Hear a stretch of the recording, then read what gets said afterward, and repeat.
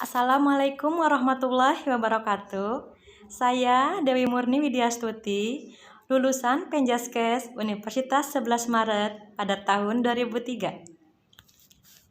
Alhamdulillah pada tahun 2004 saya bergabung dengan SMKN Tulo Sarang menjadi guru honorer. Pada tahun 2007 saya diangkat menjadi CPNS dan pada tahun 2008 menjadi PNS. Mata pelajaran saya ampuh adalah PJOK. Pada tahun 2020, untuk meningkatkan kompetensi, saya mengikuti diklat nasional yang diselenggarakan oleh KCD Wilayah 10 Provinsi Jawa Barat.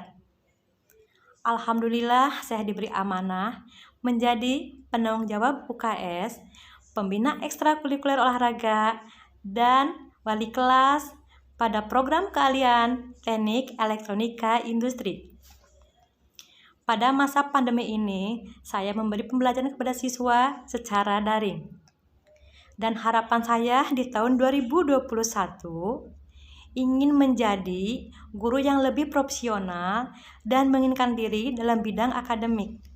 Demikianlah dari saya. Terima kasih. Assalamualaikum warahmatullahi wabarakatuh.